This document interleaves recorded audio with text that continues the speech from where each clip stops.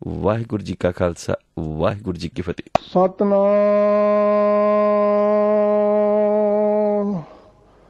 ਸ਼੍ਰੀ ਵਾਹਿਗੁਰੂ ਸਾਹਿਬ ਜੀ।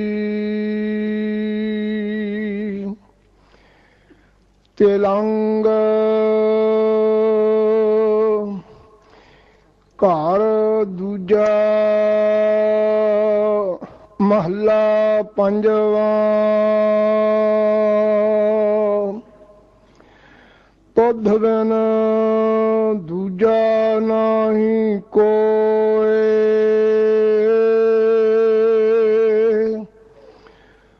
ਤੂੰ ਕਰਤਾਰ ਕਰਹਿ ਸੋ ਹੋਏ। ਤੇਰਾ ਜੋਰ ਤੇਰੀ ਮਾਨ ਟੇਕ, ਸਦਾ ਸਦਾ ਜਪ ਨਾਨਕ ਏਕ।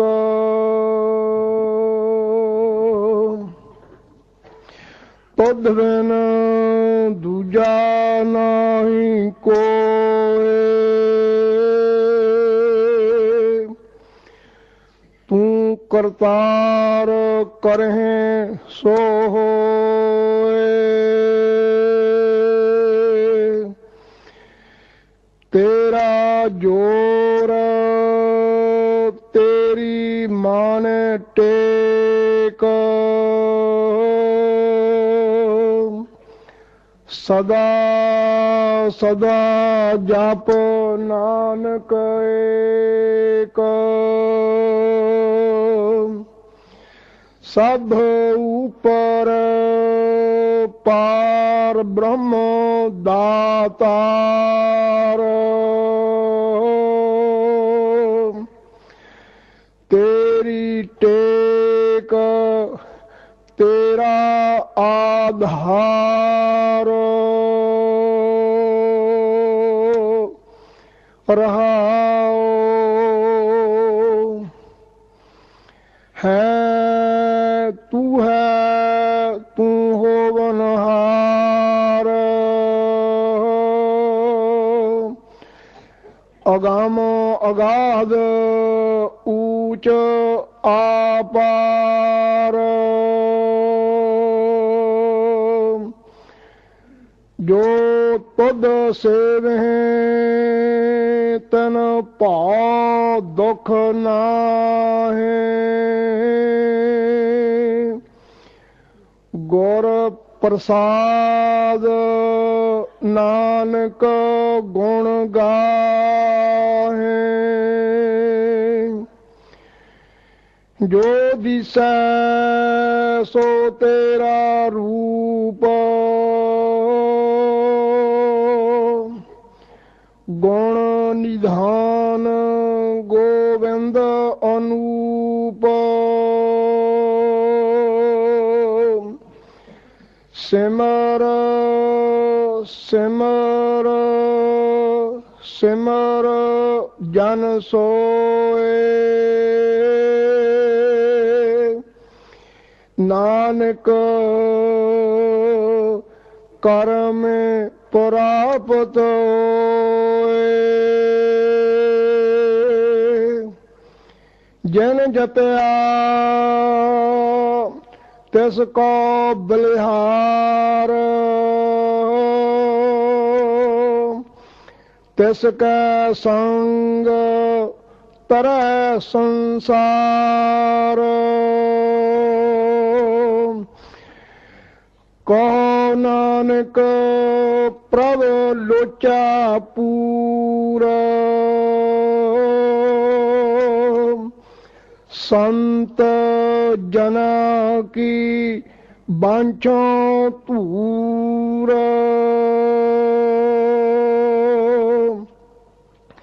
ਜਿਨ ਜਪਿਆ ਤਿਸ ਕੋ ਬਲਿਹਾਰ, ਤਿਸ ਕੈ ਸੰਗ ਤਰੈ ਸੰਸਾਰ। ਨਾਨਕ ਪ੍ਰਭ ਲੋਚਾ ਪੂਰਾ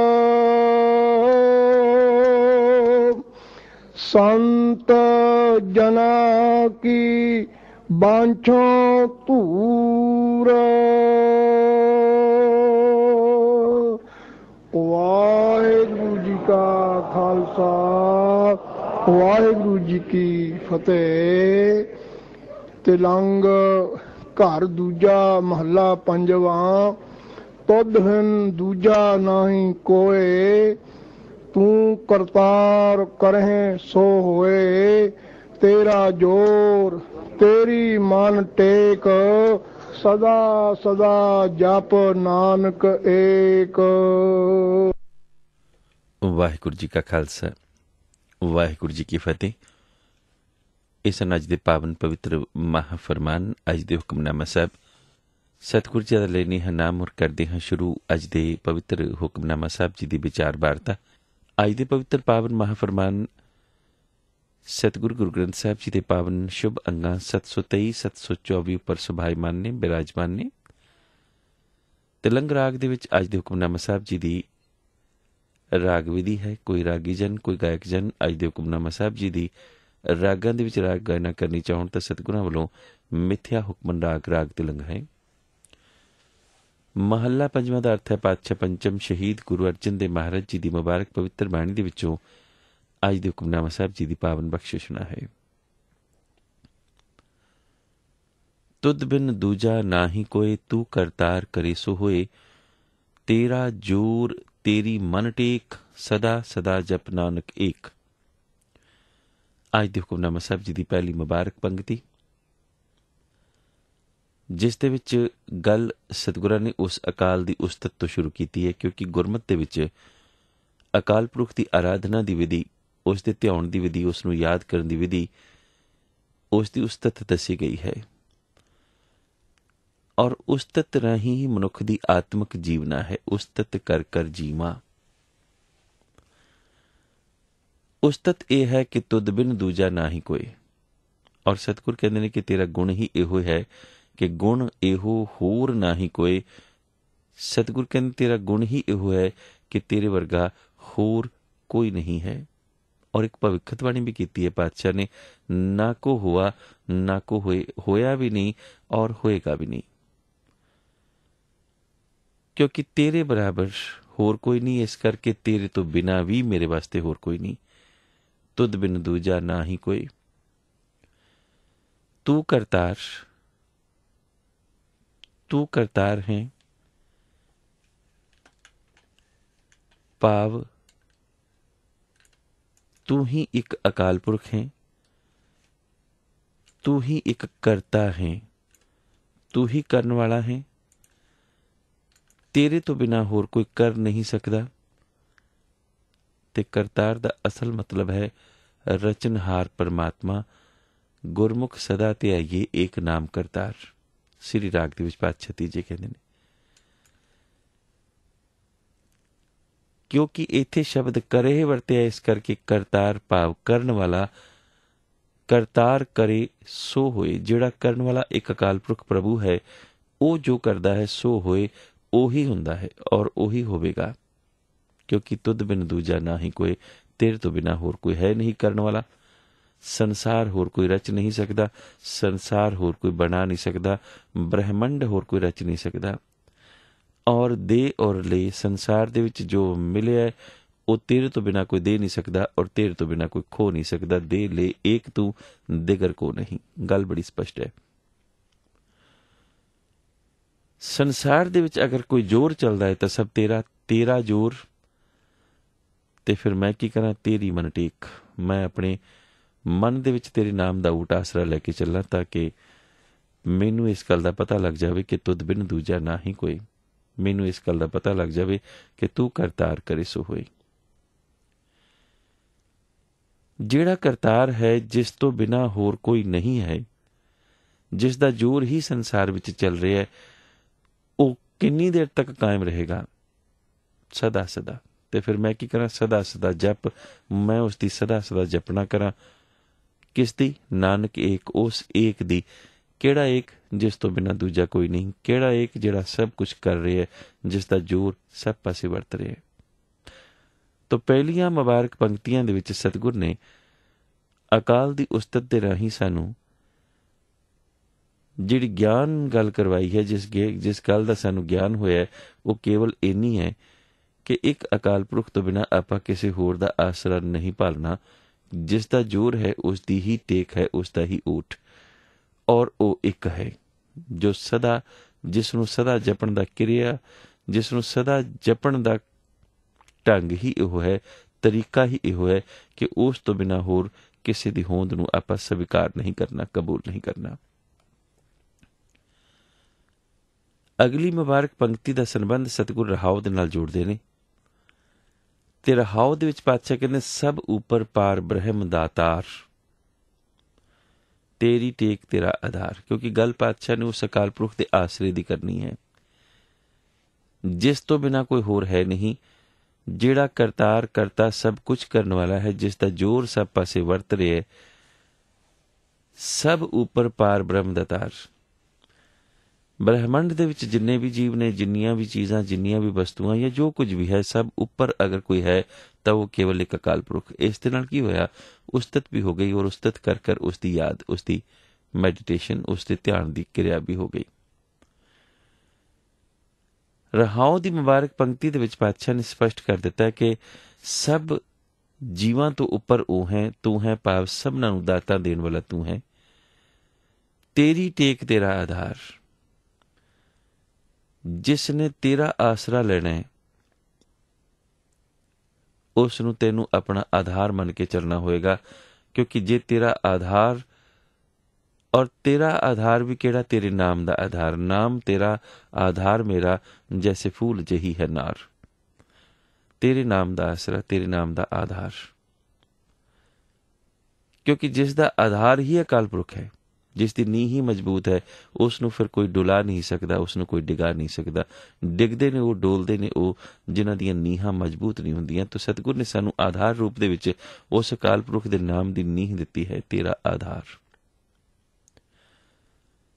ਕਿਉਂਕਿ ਤੁਧ ਬਿਨ ਦੂਜਾ ਕੋਈ ਨਹੀਂ, ਇਸ ਕਰਕੇ ਹੈ ਤੂੰ ਹੋਵਨਹਾਰ। ਹੈ ਵੀ ਤੂੰ ਹੈ ਔਰ ਹੋਵਨਹਾਰ ਵੀ ਤੂੰ ਹੈ। ਆਪ ਇੱਕ ਗੱਲ ਨੋਟ ਕਰਨਾ, ਆਪਾਂ ਆਮ ਜ਼ਿੰਦਗੀ ਦੇ ਵਿੱਚ ਆਪਣੇ ਬੱਚਿਆਂ ਨੂੰ ਵੀ ਕਹਿ ਦਿੰਦੇ ਹਾਂ, ਇੱਕ ਸ਼ਬਦ ਦੇ ਨਾਲ ਉਹਨਾਂ ਨੂੰ ਨਿਵਾਜਦੇ ਹਾਂ, ਹੋਣਹਾਰ।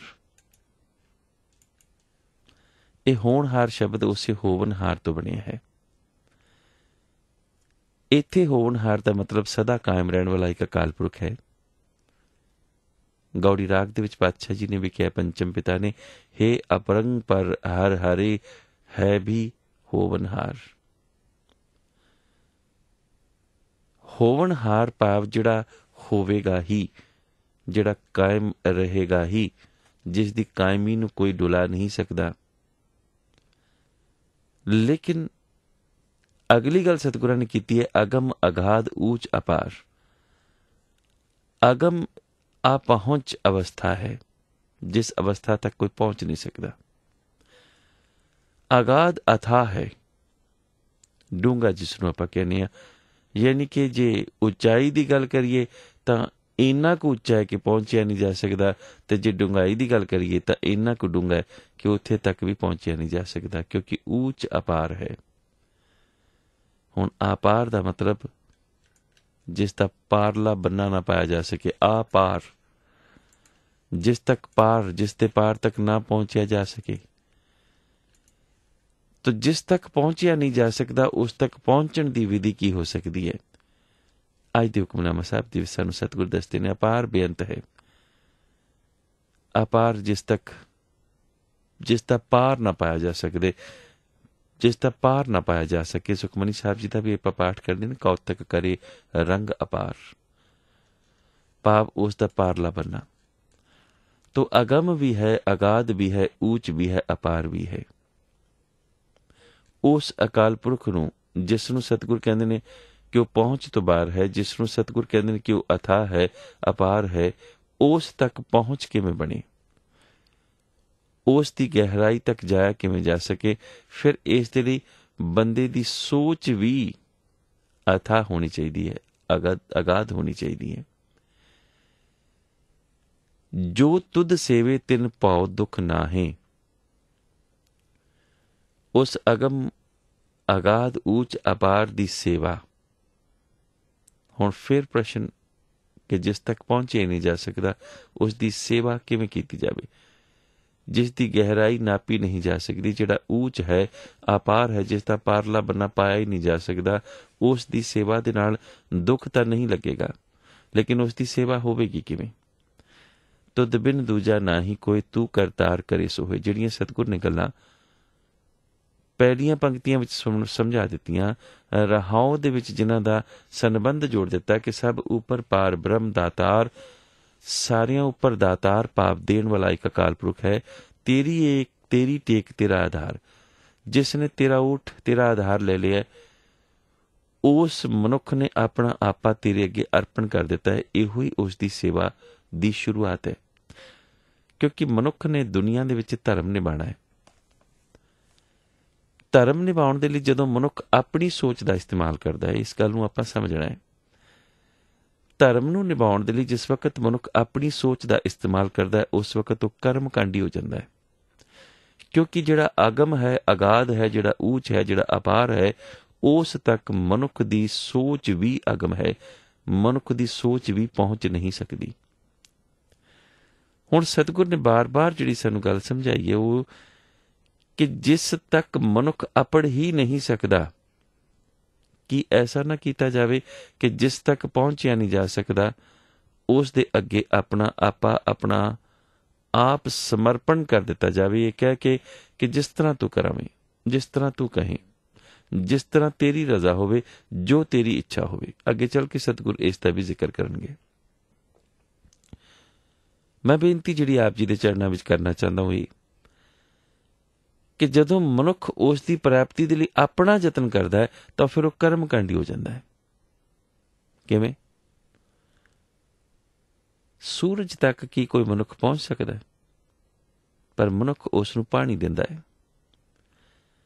ये मनुख दी अपनी सोच है, उस नूं पानी देना।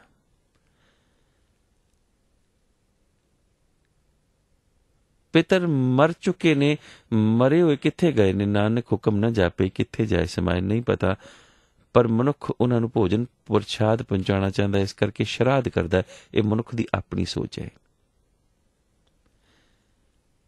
शरीर दे इशनान दे नाल मनुख की अंदरली मैल नहीं धोती जा सकती, क्योंकि धर्म दे विच मनुख ने अंदरली मैल धोनी है। पर मनुख किसी नदी नाले उपर जाके इशनान करता है और उसनों तीर्थ कहता है। मनुख की अपनी सोच है। धूनी बालदा है, मनुख की अपनी सोच है। सवाह मलदा है, मनुख की अपनी सोच है। जिस परमात्मा का कोई आकार नहीं, जिहड़ा निरंकार है, उसनों पत्थर का आकार दे दिंदा है। इस तो वड्डा होर गुनाह किहड़ा होएगा कि जिसका आकार ही कोई नहीं है, जिहड़ा है ही निरंकार, उसनों पहला तो आकार दिता गया पत्थर का, फिर उसके अगे पूजा की गई। ये मनुख की अपनी सोच है। मनुख ने आरती उतारी, ये मनुख की अपनी सोच है। थाना लेके मनुख की अपनी सोच हमेशा मनुख नूं कर्मकांडी कर देगी। भावें धूणियां बालेगा, भावें वर्त रखेगा, भावें टल खड़काएगा, भावें पत्थर पूजेगा, भावें वो धर्म दे अनेका ही भेख करेगा। कोई भगवे पा लेगा, कोई चिट्टे पा लेगा, कोई गोल मान लेगा, कोई चोरस मान लेगा, कोई माला पा लेगा। ये सब मनुख की अपनी सोच है। तो क्या करनी? मनुख की अपनी सोच धर्म के प्रति उसनूं कर्मकांडी कर देगी। लेकिन जिहड़ी गुरमत है, जिहड़ी मत मनुख ने अपने गुरु के हवाले कर दी है, वो मत जदों गुरमत होकर मनुख नूं चलाएगी तो वह मत धर्म बन जाएगी। इसे करके जिहड़ा गुरमती है वो कर्मकांडी नहीं है, क्योंकि उसने अपनी मत अपने परमात्मा के हवाले कर दी है। इहो ही उसकी सेवा का तरीका, जो तुद सेवे। धर्म का मार्ग की है मनुख नहीं जान सकेगा। अगम है परमात्मा, नहीं पहुंच सकेगा। अगाध है, गहरा है, डूंगा है, ऊंच है, अपार है, जिसका पारला पाया ही नहीं जा सकता। उस तक पहुंचना है मनुख ने, और उस तक पहुंचने के लिए मनुख कर्मकांडी हो गया। ਕਰਮ ਕਾਂਡ ਦੀ ਅਵਸਥਾ ਦੇ ਵਿੱਚ ਮਨੁੱਖ ਨੂੰ ਧਰਮ ਨਹੀਂ ਮਿਲਦਾ, ਅਲਬੱਤਾ ਉਹ ਇੱਕ ਹਉਮੈ ਦੇ ਵਿੱਚ ਜਿਉਂਦਾ ਰਹਿੰਦਾ ਕਿ ਸ਼ਾਇਦ ਇਹੋ ਹੀ ਮੇਰਾ ਧਰਮ ਹੈ ਔਰ ਮੈਂ ਆਪਣਾ ਧਰਮ ਨਿਭਾ ਰਿਹਾ, ਜਿਹੜਾ ਮੈਂ ਹਰ ਸਾਲ ਜਾ ਕੇ ਕਿਸੇ ਨਦੀ ਨਾਲੇ ਵਿੱਚ ਇਸ਼ਨਾਨ ਕਰ ਲੈਂਦਾ, ਮੇਰਾ ਤੀਰਥ ਹੋ ਜਾਂਦਾ। ਜਿਹੜਾ ਮੈਂ ਧਾਗਾ ਪਾ ਲਿਆ, ਸ਼ਾਇਦ ਮੈਂ ਧਰਮ ਨਿਭਾ ਲਿਆ। ਜਿਹੜਾ ਮੈਂ ਮੂੰਡ ਮੁੰਡਾ ਲਈ ਹੈ, ਸ਼ਾਇਦ ਮੈਂ ਧਰਮ ਨਿਭਾ ਲਿਆ। ਜਿਹੜੇ ਮੈਂ ਚੋਲੇ ਪਾ ਲਏ ਨੇ, ਮਾਲਾਵਾਂ ਪਾ ਲਈਆਂ ਨੇ। ਮਨੁੱਖ ਇਸੇ ਹੀ ਉਧੇੜ ਬੁੰਦ ਦੇ ਵਿੱਚ ਆਪਣੀ ਜ਼ਿੰਦਗੀ ਬਤੀਤ ਕਰ ਦਿੰਦਾ ਹੈ, ਪਰ ਧਰਮ ਉਸ ਦੀ ਪਕੜ ਵਿੱਚ ਨਹੀਂ ਆਉਂਦਾ। ਉਸ ਨੂੰ ਪਤਾ ਹੀ ਨਹੀਂ ਲੱਗਦਾ ਕਿ ਧਰਮ ਇਹਨਾਂ ਚੀਜ਼ਾਂ ਤੋਂ ਬਾਹਰ, ਇਹਨਾਂ ਚੀਜ਼ਾਂ ਤੋਂ ਨਿਰਲੇਪ, ਇਹਨਾਂ ਚੀਜ਼ਾਂ ਤੋਂ ਰਹਿਤ ਹੈ, ਔਰ ਕਰਮ ਕਾਂਡ ਦੇ ਵਿੱਚ ਤਾਂ ਧਰਮ ਬਿਲਕੁਲ ਵੀ ਨਹੀਂ ਹੈ। ਇਸੇ ਕਰਕੇ ਗੁਰਮਤਿ ਦੇ ਵਿੱਚ ਸਤਿਗੁਰਾਂ ਨੇ ਕਰਮ ਕਾਂਡ ਨੂੰ ਪੂਰੀ ਤਰ੍ਹਾਂ ਦੇ ਨਾਲ ਤਿਲਾਂਜਲੀ ਦੇਣ ਦੀ ਗੱਲ ਸਮਝਾਈ ਹੈ, ਔਰ ਪੂਰੀ ਤਰ੍ਹਾਂ ਦੇ ਨਾਲ ਗੌੜ ਮੜੀ ਮੱਟ ਭੂਲ ਨਾ ਮਾਨੇ, ਨਾ ਕਿਸੇ ਕਿਸਮ ਦੀ ਐਸੀ ਚੀਜ਼, ਚਾਹੇ ਉਹ ਕਬਰ ਹੈ, ਚਾਹੇ ਉਹ ਮੜੀ ਹੈ, ਚਾਹੇ ਉਹ ਮਸਾਣੀ ਹੈ, ਇਹਨਾਂ ਨੂੰ ਮੰਨਣ ਦੀ ਪੂਰੀ ਤਰ੍ਹਾਂ ਨਾਲ, ਇਹਨਾਂ ਉੱਪਰ ਜਾਣ ਦੀ, ਮਜ਼ਾਰਾਂ ਉੱਪਰ ਜਾਣ ਦੀ ਪੂਰੀ ਤਰ੍ਹਾਂ ਦੇ ਨਾਲ ਮਨਾਹੀ ਹੈ। ਔਰ ਉਹ ਇਸ ਕਰਕੇ ਹੈ ਤਾਂ ਕਿ ਮਨੁੱਖ ਅਗਮ ਅਗਾਧ ਊਚ ਅਪਾਰ ਪਰਮਾਤਮਾ ਤੱਕ ਉਸ ਦੀ ਸੇਵਾ ਦੇ ਰਾਹੀਂ ਅਪੜ ਸਕੇ। ਔਰ ਉਸ ਦੀ ਸੇਵਾ ਦਾ ਤਰੀਕਾ ਇਹੋ ਹੀ ਹੈ ਕਿ ਜਿਸ ਨੇ ਆਪਣਾ ਮਨ, ਆਪਣੀਆਂ ਇੱਛਾਵਾਂ, ਆਪਣਾ ਆਪਾ ਆਪਣੇ ਅਕਾਲ ਪੁਰਖ ਦੇ ਅੱਗੇ ਸਮਰਪਣ ਕਰ ਦਿੱਤਾ, ਉਸ ਦਾ ਮਤਲਬ ਹੀ ਇਹੋ ਹੈ ਕਿ ਉਸ ਨੇ ਆਪਣੀ ਮੱਤ ਤਿਆਗ ਦਿੱਤੀ। ਹੁਣ ਗੁਰੂ ਜਿਸ ਮੱਤ ਦੇ ਨਾਲ ਚਲਾਵੇਗਾ ਉਹ ਮੱਤ ਧਰਮੀ ਹੋਵੇਗੀ। ਇਸੇ ਕਰਕੇ ਗੁਰ ਕਾ ਸਿੱਖ ਕਿਸੇ ਦਿਨ ਨੂੰ ਮਿੱਥ ਕੇ ਦਾਨ ਨਹੀਂ ਕਰਦਾ, ਬਲਕਿ ਜਿਸ ਵਕਤ ਲੋੜਵੰਦ ਦੀ ਲੋੜ ਪੂਰੀ ਕਰਦਾ ਹੈ, ਔਰ ਉਹੀ ਉਸ ਦਾ ਦਾਨ ਹੋ ਜਾਂਦਾ ਹੈ, ਔਰ ਉਹੀ ਸਮਾਂ ਉਸ ਦਾ ਸ਼ੁਭ। ਅਨਿਅਥਾ ਮਨੁੱਖ ਇੰਤਜ਼ਾਰ ਕਰਦਾ ਹੈ ਕਿ ਕਦੋਂ ਸ਼ੁਭ ਸਮਾਂ ਆਵੇ ਔਰ ਦਾਨ ਦਿਆਂ। ਸ਼ੁਭ ਸਮਾਂ ਉਹ ਨਹੀਂ ਹੈ ਜਿਸ ਸਮੇਂ ਤੂੰ ਦਾਨ ਦੇਣਾ ਹੈ, ਸ਼ੁਭ ਸਮਾਂ ਉਹ ਹੈ ਜਿਸ ਵਕਤ ਤੇਰਾ ਦਾਨ ਪ੍ਰਵਾਨ ਹੋ ਜਾਏ। ਤੇ ਦਾਨ ਪ੍ਰਵਾਨ ਕਿਸ ਦਾ ਹੈ? ਦਾਨ ਪ੍ਰਵਾਨ ਉਸ ਦਾ ਹੈ ਜਿਸ ਨੂੰ ਦਾਨ ਦੇਣ ਦੀ ਜਾਚ ਹੈ। ਅਕਲੀ ਸਾਹਿਬ ਸੇਵੀਏ, ਅਕਲੀ ਪਾਈਏ ਮਾਨ, ਅਕਲੀ ਪੜ੍ਹ ਕੇ ਬੂਝੀਏ, ਅਕਲੀ ਕੀਜੇ ਦਾਨ। ਸਤਿਗੁਰ ਨੇ ਐਵੇਂ ਤਾਂ ਨਹੀਂ ਕਿਹਾ ਕਿ ਅਕਲ ਦੇ ਨਾਲ ਹੀ ਦਾਨ ਕੀਤਾ ਜਾਂਦਾ ਹੈ, ਅਕਲ ਦੇ ਨਾਲ ਹੀ ਪਰਮਾਤਮਾ ਬੁੱਝਿਆ ਜਾਂਦਾ ਹੈ। ਅਕਲੀ ਸਾਹਿਬ ਸੇਵੀਏ, ਅਕਲ ਦੇ ਨਾਲ ਹੀ ਉਸ ਅਕਾਲ ਪੁਰਖ ਦੀ ਸੇਵਨਾ ਹੁੰਦੀ, ਉਹਦੀ ਸਿਮਰਨਾ ਹੁੰਦੀ ਹੈ। ਅਕਲੀ ਪਾਈਏ ਮਾਨ, ਅਕਲ ਦੇ ਨਾਲ, ਆਪਣੀ ਮੱਤ ਦੇ ਨਾਲ ਹੀ ਮਨੁੱਖ ਦਰਗਾਹ ਵਿੱਚ ਮਾਨ ਪਾਉਂਦਾ, ਪਰ ਖਿਮਾ ਕਰਨੀ ਆਪਣੀ ਮੱਤ ਦੇ ਨਾਲ ਪਾ ਹੀ ਨਹੀਂ ਸਕਦਾ ਮਾਨ। ਇਸ ਕਰਕੇ ਆਪਣੀ ਮੱਤ ਆਪਣੇ ਗੁਰੂ ਦੇ ਹਵਾਲੇ ਕਰ ਦਿੰਦਾ ਹੈ। ਅਕਲੀ ਪੜ੍ਹ ਕੇ ਬੂਝੀਏ, ਪੜ੍ਹਦੇ ਤਾਂ ਸਾਰੇ ਹੀ ਮੇਰੇ ਵਰਗੇ, ਖਿਮਾ ਕਰਨੀ ਸਾਰੇ ਹੀ ਪੜ੍ਹ ਲੈਂਦੇ। ਔਰ ਕੁਛ ਤਾਂ ਦਾਅਵੇਦਾਰ ਵੀ ਹੋ ਜਾਂਦੇ ਕਿ 3 ਵਾਰੀ ਪਾਠ ਕਰਦੇ ਆ ਸੁਖਮਨੀ ਸਾਹਿਬ ਦਾ। ਮੁਬਾਰਕ ਹੈ, ਚੰਗੀ ਗੱਲ ਹੈ। 3 ਵਾਰੀ ਪੜ੍ਹਨ ਤੋਂ ਬਾਅਦ, 2 ਵਾਰੀ ਪੜ੍ਹਨ ਤੋਂ ਬਾਅਦ ਸਮਝ ਕਿੰਨੀ ਵਾਰੀ ਗਏ, ਕਿੰਨੀ ਵਾਰੀ ਲੱਗੀ ਸਮਝ।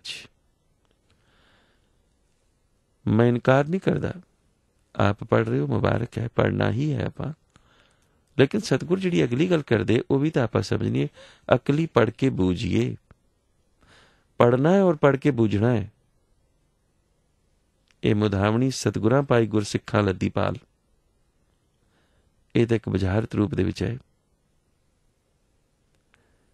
ਜਿੰਨੀ ਦੇਰ ਤੱਕ ਮਨੁੱਖ ਪੜ੍ਹ ਕੇ ਬੂਝਦਾ ਨਹੀਂ, ਸਮਝਦਾ ਨਹੀਂ, ਸੂਝ, ਔਰ ਇਹ ਸੂਝ, ਇਹ ਮੱਤ ਗੁਰੂ ਹੀ ਦੇਵੇਗਾ। ਔਰ ਪੜ੍ਹ ਕੇ ਇੰਨੀ ਕੁ ਗੱਲ ਹੀ ਸਮਝ ਲੱਗਦੀ ਹੈ, ਔਰ ਇੰਨੀ ਕੁ ਗੱਲ ਹੀ ਸਮਝ ਲੱਗ ਗਈ ਤਾਂ ਪ੍ਰਵਾਨ ਕਿ ਆਪਣੀ ਮੱਤ ਨੂੰ ਆਪਣੇ ਗੁਰੂ ਦੇ ਹਵਾਲੇ ਕਰ ਦੇ, ਗੱਲ ਖਤਮ।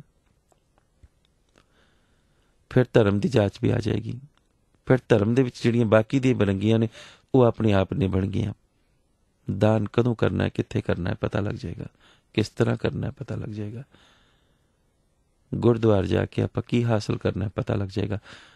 ਪਤਿਤ ਜਾ ਕੇ ਪੁਨੀਤ ਕਿਵੇਂ ਹੋ ਕੇ ਵਾਪਸ ਆਣਾ ਪਤਾ ਲੱਗ ਜਾਏਗਾ।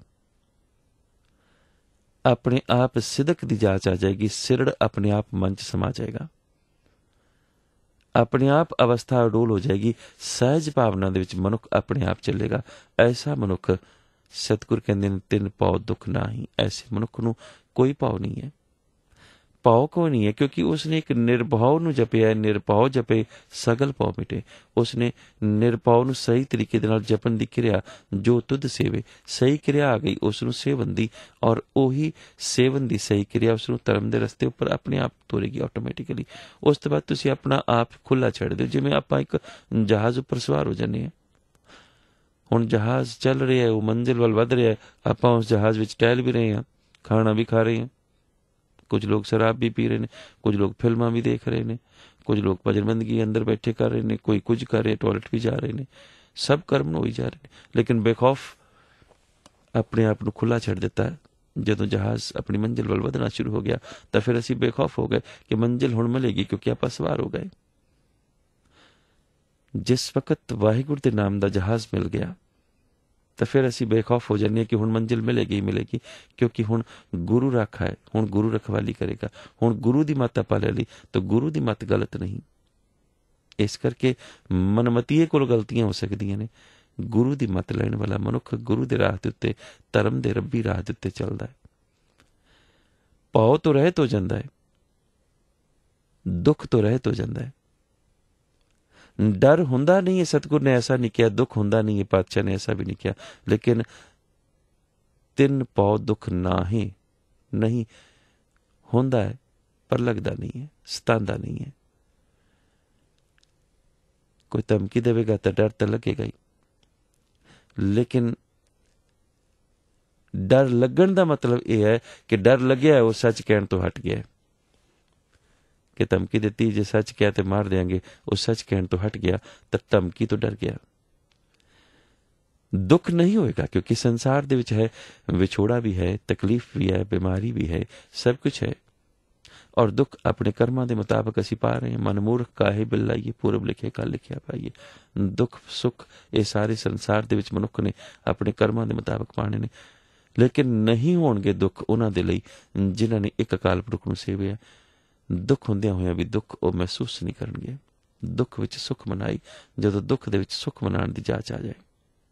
ਐਸੀ ਜਾਚ ਕੇਵਲ ਉਸ ਵਕਤ ਹੀ ਆ ਸਕਦੀ ਹੈ ਜਿਸ ਵਕਤ ਮਨੁੱਖ ਜੋ ਤੁਧ ਸੇਵੇ, ਜਿਹੜੇ ਤੈਨੂੰ ਸਿਮਰਦੇ ਨੇ, ਜਿਹੜੇ ਤੈਨੂੰ ਸੇਵਦੇ ਨੇ, ਉਹ ਤੈਨੂੰ ਸੇਵਣ ਲੱਗਿਆਂ ਆਪਣੀਆਂ ਇੱਛਾਵਾਂ ਤੇਰੇ ਅੱਗੇ ਇਹ ਕਹਿ ਕੇ ਸਰੈਂਡਰ ਕਰ ਦਿੰਦੇ ਨੇ ਕਿ ਅਗਮ ਅਗਾਧ ਊਚ ਅਪਾਰ, ਕਿ ਅਗਮ ਹੈ ਤੂੰ, ਮੇਰੀ ਨਹੀਂ ਹੈ ਪਹੁੰਚ ਤੇਰੇ ਤੱਕ।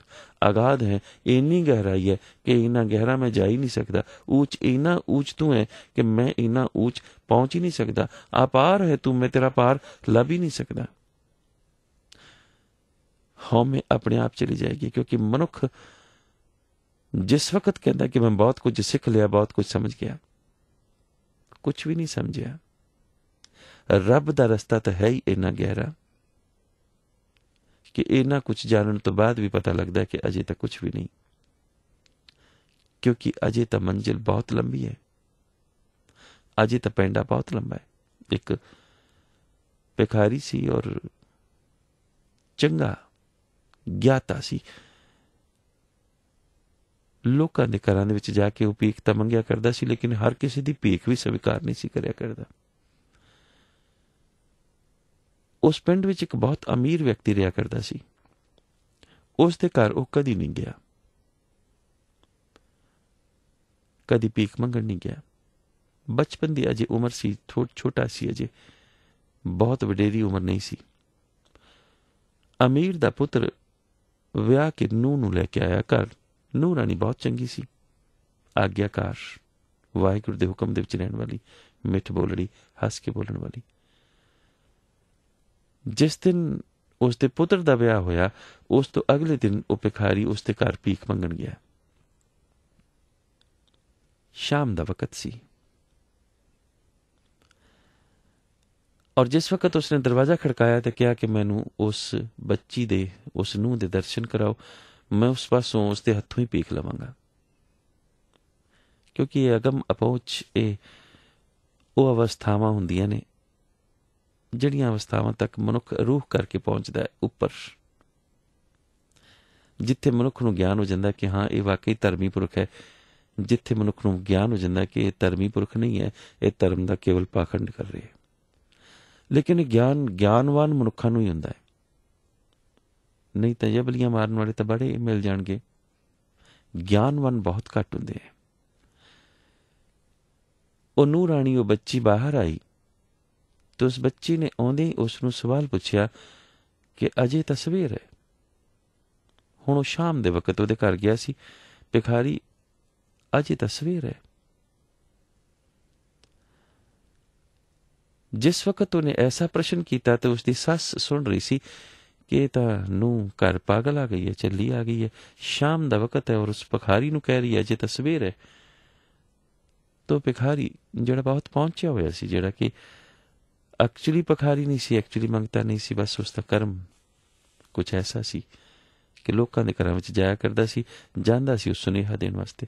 ਜਦੋਂ ਉਸਨੇ ਕਿਹਾ ਕਿ ਅਜੇ ਤਾਂ ਸਵੇਰ ਹੈ ਤਾਂ ਉਸਨੇ ਜਵਾਬ ਦਿੱਤਾ ਕਿ ਪੈਂਡਾ ਬਹੁਤ ਦੂਰ ਹੈ, ਰਸਤਾ ਬਹੁਤ ਲੰਬਾ ਹੈ, ਪੈਂਡਾ ਬਹੁਤ ਦੂਰ। ਸੱਸ ਕਹਿਣ ਲੱਗੀ ਕਿ ਇਸ ਰਸਤੇ ਦੀ ਗੱਲ ਕਰ ਰਹੇ ਹੋ? ਫਿਰ ਨਹੀਂ ਗੱਲ ਸਮਝ ਸਕੀ ਕਿਉਂਕਿ ਰਮਜ਼ ਹੈ। ਉਸ ਭਿਖਾਰੀ ਨੇ ਉਸ ਨੂੰ ਤੋਂ ਅਗਲਾ ਸਵਾਲ ਪੁੱਛਿਆ, ਘਰ ਦੇ ਵਿੱਚ ਸਭ ਠੀਕ ਨੇ?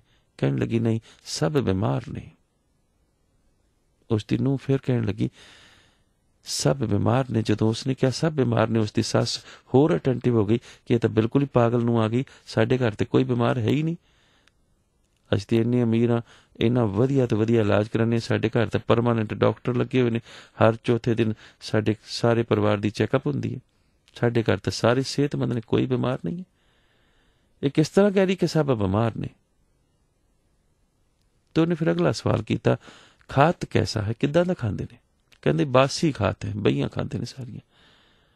ਬਾਸੀ ਦਾ ਮਤਲਬ ਹੁੰਦਾ ਜਿਹੜੀ ਰਾਤ ਦੀ ਬਚੀ ਹੋ, ਬਾਸੀ ਹੋ ਚੁੱਕੀ, ਬਈ ਹੋ ਚੁੱਕੀ। ਉਹਦੀ ਸੱਸ ਦਾ ਬਲੱਡ ਪ੍ਰੈਸ਼ਰ ਹੋਰ ਹਾਈ ਹੋ ਗਿਆ। ਇੱਕ ਐਸੀ ਨੂੰਹ ਆ ਗਈ ਸਾਡੀ, ਬਾਸੀ ਖਾਤ ਹੈ। ਅੱਜ ਸ਼ਾਮੀ ਆਂਦਾ ਇਹਦਾ ਸਹੁਰਾ ਤੇ ਖਬਰ ਲੈਂਦੇ ਹਾਂ, ਇਹਦਾ ਪਤੀ ਆਉਂਦਾ ਤੇ ਖਬਰ ਲੈਂਦੇ ਹਾਂ, ਇਹਨੂੰ ਕਦੋਂ ਅਸੀਂ ਬਈ ਖਵਾਈ ਹੈ? ਅੱਜ ਤੇ ਸਾਰੇ ਸਜਰੀ ਤਾਜ਼ੀ ਪਕਾਉਂਦੇ ਹਾਂ, ਤਾਜ਼ੀ ਖਾਂਦੇ ਹਾਂ। ਇਹ ਕਿੱਦਾਂ ਕਹਿ ਰਹੀ ਹੈ ਉਸਨੂੰ ਕਿ ਬਾਸੀ ਖਾਤ ਹੈ? ਬਹੀ ਖਾ ਰਹੇ ਨੇ। ਭਿਖਾਰੀ ਕਹਿਣ ਲੱਗਾ ਕੁਝ ਸਮਝਾਇਆ ਇਹਨਾਂ ਨੂੰ? ਕਹਿਣ ਲੱਗੀ ਅਜੇ ਮੈਂ ਨਵੀਂ ਆਈ ਹਾਂ। ਇੰਨੀ ਗੱਲ ਕੀਤੀ ਤਾਂ ਉਹ ਭਿਖਾਰੀ ਚਲਾ ਗਿਆ। ਹੁਣ ਸੱਸ ਜਿਹੜੀ ਅੰਦਰੋਂ ਕੁੱਟ ਰਹੀ ਹੈ, ਕਦੋਂ ਰਾਤ ਪਵੇ, ਸ਼ਾਮ ਤਾਂ ਹੋ ਗਈ, ਕਦੋਂ ਰਾਤ ਪਵੇ, ਇਹਦਾ ਸਹੁਰਾ, ਇਹਦਾ ਪਤੀ ਘਰ ਆਵੇ ਤੇ ਮੈਂ ਖਬਰ ਲਵਾਂ। ਸ਼ਾਮ ਦੇ ਵਕਤ ਆ ਕੇ ਘਰ, ਔਰ ਡਾਈਨਿੰਗ ਟੇਬਲ, ਰੋਟੀ ਦੇ ਟੇਬਲ ਤੇ ਸਾਰੇ ਬੈਠ ਕੇ ਸੱਸ ਭੜਕੀ, ਕਹਿਣ ਲੱਗੀ ਆ ਜਿਹੜੀ ਤੁਹਾਡੀ ਨੂੰਹ ਆਈ ਹੈ ਝੱਲੀ ਹੈ ਬਿਲਕੁਲ। ਅੱਜ ਇੱਕ ਭਿਖਾਰੀ ਆਇਆ ਸੀ, ਪਹਿਲਾਂ ਤਾਂ ਉਹਨੂੰ ਕਹਿੰਦੀ ਅਜੇ ਤੋਂ ਸਵੇਰ ਹੈ, ਪਤਾ ਨਹੀਂ ਕਿੱਦਾਂ ਦੇ ਸਵਾਲ ਉਹਨੂੰ ਕਰ ਰਹੀ ਸੀ। ਫਿਰ ਕਹਿੰਦੀ ਘਰ ਮੇਂ ਸਭ ਬਾਸੀ ਖਾਤ ਹੈ, ਸਾਰੇ ਘਰ ਦੇ ਵਿੱਚ ਬਹੀ ਖਾਂਦੇ ਨੇ। ਫਿਰ ਕਹਿੰਦੀ ਘਰ ਵਿੱਚ ਸਾਰੇ ਬਿਮਾਰ ਨੇ। ਸਹੁਰਾ ਥੋੜ੍ਹਾ ਜਿਹਾ ਸਿਆਣਾ ਸੀ, ਕਹਿਣ ਲੱਗਾ ਬੇਟੀ ਇਹ ਤੁਸੀਂ ਗੱਲਾਂ ਕੀਤੀਆਂ ਨੇ? ਕਹਿੰਦੀ ਹਾਂ ਪਿਤਾ ਜੀ ਮੈਂ ਗੱਲਾਂ ਕੀਤੀਆਂ ਨੇ, ਇਹ ਰਮਜ਼ ਦੀਆਂ ਗੱਲਾਂ ਨੇ। ਬਸ ਇਹੋ ਹੀ ਮੈਂ ਤੁਹਾਨੂੰ ਵੀ ਸਮਝਾਉਣਾ ਚਾਹੁੰਦੀ ਹਾਂ, ਜੇ ਸਮਝ ਸਕੋ ਤਾਂ। ਬੇਟੀ ਘਰ 'ਚ ਕੌਣ ਬਿਮਾਰ ਹੈ? ਕਹਿਣ ਲੱਗੀ ਤੁਸੀਂ ਸਾਰੇ। ਸਾਰੇ ਬਿਮਾਰ ਹਾਂ? ਕਹਿਣ ਲੱਗੀ ਹਾਂ ਸਾਰੇ ਬਿਮਾਰ ਹੋ, ਕਿਉਂਕਿ ਘਰ ਦੇ ਵਿੱਚ ਨਾਮ ਕੋਈ ਵੀ ਨਹੀਂ ਜਪ ਰਿਹਾ, ਔਰ ਜਿਹੜਾ ਅਕਾਲ ਪੁਰਖ ਦਾ ਨਾਮ ਨਹੀਂ ਜਪਦਾ ਉਹ ਰੋਗੀ ਹੀ ਹੈ। ਇਸੇ ਕਰਕੇ ਜੋ ਜੋ ਦੀਸੇ ਸੋ ਸੋ ਰੋਗੀ। ਔਰ ਜਿਸ ਨੇ ਨਾਮ ਨਹੀਂ ਜਪਿਆ, ਵਾਹਿਗੁਰੂ ਦਾ ਨਾਮ ਨਹੀਂ, ਪਰਮੇਸ਼ਵਰ ਤੇ ਭੁੱਲਿਆ, ਵਿਆਪਨ ਸਭੇ ਰੋਗ।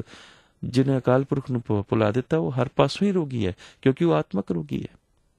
ਉਸ ਨੂੰ ਹਰ ਪਾਸੋਂ ਦੁੱਖ ਸਤਾਏਗਾ। ਤੁਸੀਂ ਰੋਗੀ ਹੋ। ਸਿਮਰਨ ਕਰੋ ਤਾਂ ਕਿ ਰੋਗ ਦੂਰ ਹੋਵੇ ਆਤਮਾ ਦਾ। ਕਹਿਣ ਲੱਗਾ ਬੇਟੀ ਤੁਸੀਂ ਇਹ ਵੀ ਕਿਹਾ ਕਿ ਘਰ ਮੇਂ ਸਭ ਬਾਸੀ ਖਾਤ ਹੈ? ਕਹਿੰਦੀ ਹਾਂ ਪਿਤਾ ਜੀ ਇਹ ਵੀ ਕਿਹਾ। ਕਿ ਇਹਦਾ ਕੀ ਮਤਲਬ ਹੈ? ਕਹਿਣ ਲੱਗੇ ਕਿ ਤੁਹਾਡੇ ਪਿਛਲੇ ਕਰਮ ਬੜੇ ਚੰਗੇ ਸਨ, ਔਰ ਉਹ ਪਿਛਲੇ ਕਰਮਾਂ ਦੀ ਤੁਸੀਂ ਅੱਜ ਖਾ ਰਹੇ ਹੋ। ਤੁਸੀਂ ਸਜਰੀ ਰੋਟੀ ਪਕਾਉਂਦੇ ਹੋ, ਤੁਸੀਂ ਉਸ ਨੂੰ ਸਜਰੀ ਇਸ ਕਰਕੇ ਕਹਿ ਰਹੇ ਹੋ ਕਿਉਂਕਿ ਤੁਸੀਂ ਤਾਜ਼ੀ ਪਕਾ ਰਹੇ ਹੋ, ਪਰ ਬਈਆਂ ਇਸ ਹਿਸਾਬ ਨਾਲ ਖਾ ਰਹੇ ਹੋ ਕਿ ਤੁਹਾਡੇ ਪੂਰਬਲੇ ਕਰਮਾਂ ਦੀਆਂ ਜਿਹੜੀਆਂ ਅਜੇ ਚੰਗਿਆਈਆਂ ਨੇ ਉਹੀ ਤੁਹਾਡਾ ਨਿਰਵਾਹ ਕਰਵਾ ਰਹੀਆਂ ਨੇ। ਤਾਂ ਹੀ ਸਿਮਰਨ ਤੁਸੀਂ ਜਰਾ ਵੀ ਨਹੀਂ ਕਰਦੇ, ਫਿਰ ਵੀ ਚੜ੍ਹਦੀ ਕਲਾ 'ਚੋਂ, ਕਿਉਂਕਿ ਇਹ ਸਭ ਪੂਰਬਲੇ ਕਰਮ ਤੁਹਾਡੇ ਅਜੇ ਮੁੱਕੇ ਨਹੀਂ, ਜੋ ਚੰਗੇ ਤੁਸੀਂ ਕੀਤੇ ਹੋਏ ਸਨ, ਉਹ ਬਾਸੀ ਖਾ ਰਹੇ ਹੋ ਜੀ। ਇਸੇ ਕਰਕੇ ਕਈ ਵਾਰੀ ਮੈਨੂੰ ਲੋਕ ਇਹ ਵੀ ਸਵਾਲ ਕਰ ਦਿੰਦੇ ਨੇ ਕਿ ਜੀ ਉਹ ਤਾਂ ਬਹੁਤ ਪਾਠ ਕਰਦਾ ਫਿਰ ਦੁਖੀ ਬਹੁਤ ਹੈ, ਉਹ ਤਾਂ ਜੀ ਜਰਾ ਵੀ ਪਾਠ ਨਹੀਂ ਕਰਦਾ, ਉਹ ਦੇਖੋ ਸੰਤਾਨ ਵੀ ਕਹਿਣ 'ਚ ਸੁਖੀ ਵੀ ਕਿੰਨਾ, ਬਿਜ਼ਨਸ ਵੀ ਬੜਾ ਚੱਲ ਰਿਹਾ, ਕੋਠੀਆਂ ਵੀ ਬਣੀਆਂ ਨੇ। ਇਹ ਸਭ ਬਾਸੀ ਖਾਤ ਹੈ। ਤੇ ਜਿਹੜਾ ਹੁਣ ਸਿਮਰ ਰਿਹਾ ਉਹਦਾ ਕਰਮ ਉਸ ਨੂੰ, ਕਿਉਂਕਿ ਸਤਿਗੁਰਾਂ ਨੇ ਅੱਗੇ ਚੱਲ ਕੇ ਗੱਲ ਕਰਮਾਂ ਦੀ ਕੀਤੀ। ਤੇ ਸੱਸ ਕਹਿਣ ਲੱਗੀ ਇਹਨੇ ਇਹ ਕਿਉਂ ਕਿਹਾ ਕਿ ਅਜੇ ਤਾਂ ਸਵੇਰ ਹੈ?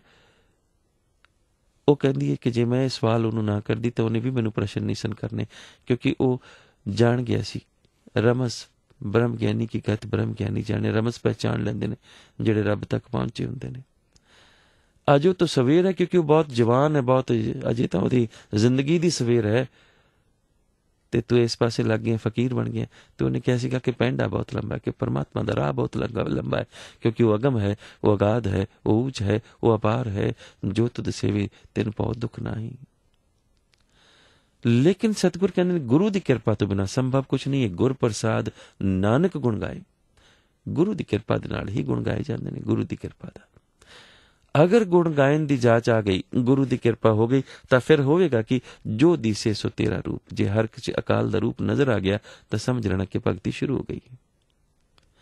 ਗੁਣ ਨਿਧਾਨ ਗੋਵਿੰਦ ਅਨੂਪ, ਸਿਮਰ ਸਿਮਰ ਸਿਮਰ ਜਨ ਸੋਏ, ਨਾਨਕ ਕਰਮ ਪ੍ਰਾਪਤ ਹੋਏ। ਤਾਂ ਮੈਂ ਬੇਨਤੀ ਕੀਤੀ ਸੀ ਕਿ ਗੱਲ ਸਤਿਗੁਰਾਂ ਨੇ ਕਰਮ ਦੀ ਸਮਝਾਣੀ ਹੈ। ਕਰਮ ਦੋ ਤਰੀਕੇ ਦੇ ਨਾਲ ਆਇਆ ਹੈ ਗੁਰਮਤਿ ਵਿੱਚ। ਇੱਕ ਕਰਮ ਉਸ ਦੀ ਬਖਸ਼ਿਸ਼ ਹੈ, ਇੱਕ ਕਰਮ ਮੇਰੇ ਆਪਣੇ ਕਰਮ ਨੇ। ਕਹੋ ਨਾਨਕ ਹਮ ਨੀਚ ਕਰਮਾ। ਜਿਵੇਂ ਸਾਵਣ ਦੇ ਮਹੀਨੇ ਦੇ ਵਿੱਚ ਵੀ ਆਪਾਂ ਕਰਮ ਦੀ ਗੱਲ ਪੜ੍ਹੀ ਹੈ। ਜਿਸ ਵਕਤ ਆਪਾਂ ਸਾਵਣ ਦੇ ਮਹੀਨੇ ਦੇ ਸੰਗਰਾਂਦ ਦੇ ਮਹੀਨੇ ਦੇ ਅਰਥਸਾਰ ਕੀਤੇ ਸਨ, ਤਾਂ ਉਸ ਵਕਤ ਵਣ ਤਰਨ ਪ੍ਰਭ ਸੰਗ ਮੌਲਿਆ, ਸਮਰੱਥ ਪੁਰਖ ਅਪਾਰ, ਹਰ ਮਿਲਣੇ ਨੂੰ ਮਨ ਲੋਚਦਾ, ਕਰਮ ਮਿਲਾਵਣ ਹਾਰ। कर्म ही मिलावेगा और कर्मा करके ही इसे विछड़े हम। विछोड़ेगा भी कर्म ही, किरत कर्म के विछड़े। ते कर्म केड़ा विछोड़ेगा? शुभ कर्म मिलावेगा, दुष्कर्म विछोड़ेगा। और सतगुर कहते सिमर सिमर सिमर जन सोए, नानक कर्म प्राप्त होए। कर्म चोर भी करता है, कर्म डाकू भी करता है, कर्म हर किसी का अपना अपना कर्म है। लेकिन कोई शुभ कर्म करता है, कोई दुष्कर्म करता है। लेकिन शुभ कर्म करन तो बाद मनुख दी लालसा और उस दी लालसा विच किस किस्म दा फर्क आउंदा है। दुष्कर्म करदा है तां लालसा जिहड़ी है ना वो मंदभागी हो जाती है। जिवें चोर चोरियां करदा है तां उसदी होर धन कमाउण दी इच्छा, शराबी शराब पींदा होर शराब पीण दी इच्छा।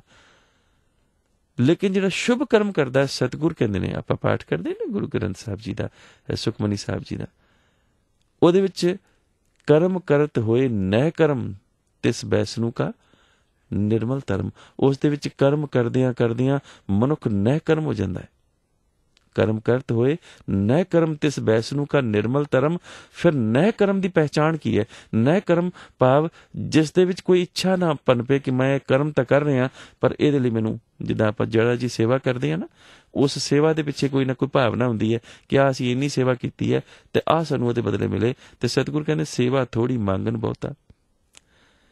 ਨਹਿ ਕਰਮ ਦੀ ਪਹਿਚਾਣ ਕੀ ਹੈ? ਪਾਤਸ਼ਾਹ ਕਹਿੰਦੇ ਕਾਹੂ ਫਲ ਕੀ ਇੱਛਾ ਨਹੀਂ ਬਾਛੇ, ਕੇਵਲ ਭਗਤ ਕੀਰਤਨ ਸਿੰਘ ਰਾਜੇ। ਜਦੋਂ ਕਿਸੇ ਫਲ ਦੀ ਇੱਛਾ ਬਾਛੇ ਹੀ ਨਾ, ਸਮਝ ਲੈਣਾ ਮਨ ਉਸ ਅਕਾਲ ਪੁਰਖ ਦੇ ਹਵਾਲੇ ਹੋ ਗਿਆ। ਸਮਝ ਲੈਣਾ ਆਪਣੀਆਂ ਇੱਛਾਵਾਂ ਮੈਂ ਉਹਦੇ ਅੱਗੇ ਸਰੈਂਡਰ ਕਰ ਦਿੱਤੀਆਂ ਨੇ। ਜਦੋਂ ਗੁਰਦੁਆਰ ਜਾ ਕੇ अरदास वक्त हथ तो उठन, लेकिन अरदास की निकले, मैं क्या मांगू कुछ स्थिर न रहाई, एक दीजिए नाम मुरारी जियो। मैं की मंगा? कि स्थिरता रहना नहीं है। इस करके जो तुद पावे नानका साई पलीकार, जिन जपिया तिस कौ बलिहार, तिसके संग तरे संसार। कहो नानक प्रभ लोचा पूर, संत जना की बाछो तूर। पातशाह कहते मैं तो संतां दी तूर बाचदा, तूर मंगदा, ਇਹੋ ਹੀ ਮੇਰੀ ਲੋਚਾ ਹੈ और यही मेरी लोचा तो पूरी कर। और ये लोचा अगर पूरी हो गई तो फिर मन दे विच काहू फल की इच्छा नहीं बाचे, क्योंकि सेवा करते हुए न कर्म, सेवा करते हो न कर्मी हो जाएगा। बहुत बहुत धन्यवाद, बहुत बहुत शुक्राना होईयां भुल्लां दी खिमा। अज दे इतिहासक दिहाड़ियां नूं भी फरोलदे चलीए। अज दे दिन भाव 3 अगस्त 1984 वाले दिन ਭਾਰਤ ਦੀ ਪਾਰਲੀਮੈਂਟ ਦੇ ਵਿੱਚ, ਖਾਸ ਕਰਕੇ ਲੋਕ ਸਭਾ ਦੇ ਵਿੱਚ ਜਿਸ ਵਕਤ ਪਾਰਲੀਮੈਂਟ ਦਾ ਮੌਨਸੂਨ ਸੈਸ਼ਨ ਚੱਲ ਰਿਹਾ ਸੀ, ਉਸ ਵਕਤ ਕੁਝ ਵਿਰੋਧੀ ਧਿਰਾਂ ਵੱਲੋਂ, ਕੁਝ ਵਿਰੋਧੀ ਪਾਰਟੀਆਂ ਵੱਲੋਂ ਇਸ ਗੱਲ ਦੀ ਮੰਗ ਕੀਤੀ ਗਈ ਸੀ ਕਿ ਦਰਬਾਰ ਸਾਹਿਬ ਤੋਂ ਫੌਜ ਵਾਪਸ ਬੁਲਾ ਲਈ ਜਾਵੇ। ਇਸ ਗੱਲ ਦੀ ਉਹਨਾਂ ਨੇ ਮੰਗ ਕੀਤੀ ਸੀ। ਜਿਵੇਂ ਆਪਾਂ ਜਾਣਦੇ ਹਾਂ ਕਿ ਜੂਨ 1984 ਦੇ ਵਿੱਚ ਉਸ ਵਕਤ ਦੀ ਪ੍ਰਧਾਨ ਮੰਤਰੀ ਬੀਬੀ ਇੰਦਰਾ ਗਾਂਧੀ ਦੇ ਹੁਕਮਾਂ ਦੇ ਕਹਿਣ ਉੱਪਰ, ਹੁਕਮਾਂ ਦੇ ਮੁਤਾਬਕ ਭਾਰਤੀ ਫੌਜਾਂ ਦਰਬਾਰ ਸਾਹਿਬ ਕੰਪਲੈਕਸ ਦੇ ਵਿੱਚ ਗਈਆਂ ਸਨ। ਔਰ 7-8 ਜੂਨ ਤੱਕ ਭਾਰਤ ਦੀ ਫੌਜਾਂ ਵੱਲੋਂ ਦਰਬਾਰ ਸਾਹਿਬ ਕੰਪਲੈਕਸ ਦੇ ਵਿੱਚ ਕਦੀ ਤੇਜ਼ ਕਦੀ ਰੁਕ ਰੁਕ ਕੇ ਗੋਲੀਬਾਰੀ ਹੁੰਦੀ ਰਹੀ। ਤਾਂ ਇਸ ਹਮਲੇ ਦੇ ਦੌਰਾਨ ਅਕਾਲ ਤਖਤ ਸਾਹਿਬ ਜੀ ਨੂੰ ਬਹੁਤ ਜ਼ਿਆਦਾ ਨੁਕਸਾਨ ਪਹੁੰਚਿਆ और दरबार साहब पर भी अनेकों ही टैंकों के गोले और गोलियां लगियां। ਸਿੱਖ ਰੈਫਰੈਂਸ ਲਾਇਬ੍ਰੇਰੀ ਦਾ ਜਿੰਨਾ ਵੀ ਕੀਮਤੀ ਖਜ਼ਾਨਾ ਸੀ ਜਾਂ ਤਾਂ ਵਧੇਰੇ ਕਰਕੇ ਉਹ ਸਾੜ ਫੂਕ ਦਿੱਤਾ ਗਿਆ ਜਾਂ ਫਿਰ ਬੋਰੀਆਂ ਦੇ ਵਿੱਚ ਬੰਦ ਕਰਕੇ ਫੌਜੀ ਆਪਣੇ ਟਰੱਕਾਂ ਦੇ ਵਿੱਚ ਪਾ ਕੇ ਲੈ ਗਏ, ਜਿਸ ਨੂੰ ਪਿੱਛੇ ਜੇ ਵਾਪਸ ਲੈ ਜਾਣ ਦੀ ਮੰਗ ਵੀ ਉੱਠੀ ਸੀ ਔਰ ਉਹ ਮੰਨੇ ਵੀ ਸਨ ਕਿ ਸਾਡੇ ਪਾਸ ਹੈ। ਲੇਕਿਨ ਬਾਅਦ ਦੇ ਵਿੱਚ ਜਦੋਂ ਅਕਾਲੀ ਸੱਤਾ ਦੇ ਵਿੱਚ ਆ ਜਾਂਦੇ ਨੇ ਤਾਂ ਆਪਣੀਆਂ ਸਾਰੀਆਂ ਮੰਗਾਂ ਭੁੱਲ ਜਾਂਦੇ ਨੇ। ਤਾਂ ਸਿੱਖ ਰੈਫਰੈਂਸ ਲਾਇਬ੍ਰੇਰੀ ਦੇ ਵਿੱਚ ਸ਼੍ਰੋਮਣੀ ਅਕਾਲੀ ਦਲ ਅਤੇ ਸ਼੍ਰੋਮਣੀ ਕਮੇਟੀ ਦੇ ਰਿਕਾਰਡ ਨੂੰ ਵੀ ਚੁੱਕ ਲਿਆ ਗਿਆ ਸੀ ਔਰ ਬਹੁਤ ਸਾਰੀਆਂ ਬੇਸ਼ਕੀਮਤੀ ਜਿਹੜੀਆਂ ਚੀਜ਼ਾਂ ਸਨ ਸਾਹਿਤ ਦੇ ਰੂਪ ਦੇ ਵਿੱਚ ਇਹਨਾਂ ਨੂੰ ਖਰਾਬ ਕਰ ਦਿੱਤਾ ਗਿਆ ਸੀ। ਔਰ ਇੱਥੇ ਇਸੇ ਹੀ ਰੈਫਰੈਂਸ ਲਾਇਬ੍ਰੇਰੀ ਦੇ ਵਿੱਚੋਂ ਸਿੱਖ ਇਤਿਹਾਸ ਨੂੰ ਤਰੋੜਨ ਮਰੋੜਨ ਵਾਲਾ ਇੱਕ ਵਿਅਕਤੀ ਇਸ ਰੈਫਰੈਂਸ ਲਾਇਬ੍ਰੇਰੀ ਦੇ ਵਿੱਚੋਂ ਕਈ ਪੁਸਤਕਾਂ ਚੁਰਾ ਕੇ ਵੀ ਲੈ ਗਿਆ ਸੀ ਬਾਅਦ ਦੇ ਵਿੱਚ ਭਾਰਤ ਦੀ ਸਰਕਾਰ ਦੀ ਸ਼ੈ ਉੱਪਰ। ਔਰ ਉਸ ਨੇ ਕਾਫੀ ਕੀਮਤੀ ਚੀਜ਼ਾਂ ਜਿਹੜੀਆਂ ਉਸ ਵਕਤ ਚੁਰਾਈਆਂ ਜਦੋਂ ਉਹ ਸਿੱਖ ਲਾਇਬ੍ਰੇਰੀ ਦੇ ਵਿੱਚ ਰੈਫਰੈਂਸ ਲਾਇਬ੍ਰੇਰੀ ਦੇ ਵਿੱਚ ਬਤੌਰ ਕਰਮਚਾਰੀ ਦੇ ਕੰਮ ਕਰਿਆ ਕਰਦਾ ਸੀ। ਔਰ ਇਸ ਅਖੌਤੀ ਇਤਿਹਾਸਕਾਰ ਨੂੰ ਜਥੇਦਾਰ ਗੁਰਚਰਨ ਸਿੰਘ ਟੌਹੜਾ ਉਹਨਾਂ ਨੇ ਉੱਥੇ ਲਵਾਇਆ ਸੀ। ਅੱਜ ਦੇ ਦਿਨ ਭਾਵ 3 ਅਗਸਤ 1977 ਵਾਲੇ ਦਿਨ ਮਹਾਂਪੁਰਖ ਬਾਬਾ ਕਰਤਾਰ ਸਿੰਘ ਜੀ ਖਾਲਸਾ ਭਿੰਡਰਾਂ ਵਾਲੇ ਇੱਕ ਕਾਰ ਹਾਦਸੇ ਦੇ ਵਿੱਚ ਸੀਰੀਅਸਲੀ ਇੰਜਰਡ ਹੋ ਗਏ ਸਨ, ਯਾਨੀ ਕਿ ਬਹੁਤ ਗੰਭੀਰ ਰੂਪ ਦੇ ਵਿੱਚ ਜ਼ਖਮੀ ਹੋ ਗਏ ਸਨ ਅਤੇ ਬਾਅਦ ਦੇ ਵਿੱਚ ਉਹਨਾਂ ਨੂੰ ਹਸਪਤਾਲ ਦਾਖਲ ਕਰਵਾਇਆ ਗਿਆ ਸੀ, ਜਿੱਥੇ ਇਲਾਜ ਦੇ ਦੌਰਾਨ ਉਹਨਾਂ ਨੇ ਆਪਣਾ ਸਰੀਰ ਛੱਡ ਦਿੱਤਾ ਸੀ। ਅੱਜ ਦੇ ਦਿਨ ਭਾਵ 3 ਅਗਸਤ 1992 ਵਾਲੇ ਦਿਨ, ਜਿਵੇਂ ਕਿ ਆਪਾਂ ਪਿੱਛੇ ਜੇ ਇਸ ਇਤਿਹਾਸ ਨੂੰ ਦੌਰਾਨਦਿਆਂ ਦੱਸਿਆ ਸੀ ਕਿ ਭਾਈ ਗੁਰਜੰਟ ਸਿੰਘ ਜੀ ਬੁੱਧ ਸਿੰਘ ਵਾਲਾ, ਜਿਨ੍ਹਾਂ ਨੂੰ ਝੂਠੇ ਪੁਲਿਸ ਮੁਕਾਬਲਿਆਂ ਦੇ ਵਿੱਚ ਸ਼ਹੀਦ ਕਰ ਦਿੱਤਾ ਗਿਆ ਸੀ, 30 ਅਗਸਤ ਵਾਲੇ ਦਿਨ 30 ਜੁਲਾਈ ਵਾਲੇ ਦਿਨ 30 ਜੁਲਾਈ 1992 ਨੂੰ ਸ਼ਹੀਦ ਗੁਰਚਰਨ ਸਿੰਘ ਜੀ ਬੁੱਧ ਸਿੰਘ ਵਾਲਾ ਨੂੰ ਸ਼ਹੀਦ ਕਰ ਦਿੱਤਾ ਗਿਆ ਸੀ ਝੂਠੇ ਪੁਲਿਸ ਮੁਕਾਬਲੇ ਦੇ ਵਿੱਚ। ਤੋ ਉਹਨਾਂ ਨੂੰ ਲੁਧਿਆਣਾ ਦੇ ਮਾਡਲ ਟਾਊਨ ਐਕਸਟੈਂਸ਼ਨ ਵਿਖੇ, ਜਿਸ ਵਕਤ ਉਹ ਸਰਦਾਰ ਕੌਰ ਸਿੰਘ ਉਹਨਾਂ ਦੇ ਘਰ ਦੇ ਵਿੱਚ ਸਨ, ਉੱਥੇ ਹਮਲਾ ਕਰਕੇ ਉਹਨਾਂ ਨੂੰ ਸ਼ਹੀਦ ਕੀਤਾ ਗਿਆ ਸੀ। ਤੋ ਭਾਈ ਗੁਰਜੰਟ ਸਿੰਘ ਜੀ ਬੁੱਧ ਸਿੰਘ ਵਾਲਾ ਉਹਨਾਂ ਦੀ ਸ਼ਹਾਦਤ ਦੇ ਉੱਪਰ ਪੰਜਾਬ ਵਿਖੇ ਪੰਜਾਬ ਵਾਸੀਆਂ ਨੇ ਖਾਸਾ ਰੋਸ ਕੀਤਾ ਸੀ ਔਰ ਇਸ ਰੋਸ ਦੇ ਵਿੱਚ ਉਹਨਾਂ ਨੇ ਅੱਜ ਦੇ ਦਿਨ ਭਾਵ 3 ਅਗਸਤ ਵਾਲੇ ਦਿਨ ਔਰ 4 ਅਗਸਤ ਵਾਲੇ ਦਿਨ ਭਾਵ ਕੱਲ੍ਹ ਦੇ ਦਿਨ ਵੀ 2 ਦਿਨ ਮੁਕੰਮਲ ਪੰਜਾਬ ਬੰਦ ਦਾ ਸੱਦਾ ਦਿੱਤਾ ਸੀ, ਜਿਸ ਦਾ ਕਿ ਭਰਵਾਂ ਹੁੰਗਾਰਾ ਵੀ ਮਿਲਿਆ ਸੀ।